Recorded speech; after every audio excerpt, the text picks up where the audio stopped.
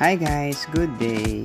Ngayong araw nga pala ay tinuloy lang natin ang pagkikisame. Gaya nga ng sabi ko sa inyo dati guys, natutuloy ko lang ang mga pinaggagawa ko dito sa bahay namin kapag may free time ako. At syempre kapag hindi mainit. Kaya kagaya ngayong araw guys, nakatsyempo na naman tayo ng oras para ituloy itong pagkikisame. So sa ngayon guys, tinitibayan ko na ang mga kakapitan ng kisame natin. Sa pagkikisame nga pala natin guys dito sa bahay namin ay sinunod ko lang yung ginawang pattern na hamba ng bubong. Medyo magiging mababa kasi kung ipapantay ko ang kisame, kaya naisip ko na isunod na lang ito sa pakonting slope based dun sa bubong natin guys. Para doon sa hamba ng bubong, doon na lang din ako magkakapit ng metal faring. At dahil nakakabit na yung metal faring dun sa hamba ng bubong, matibay na yun guys. At dun naman sa metal faring natin, ilalagay o ikakabit ang ating kisame. Ito pa lang guys na pinuputol kong ito yung carrying channel. Ito yung nasa gitna ng mga metal faring natin na magsisilbing tibay din. Kasi itong carrying channel guys, ito yung kinakabit din dun sa mga malalaking bakal dun sa may bubong natin para mas magigi talaga siyang matibay guys.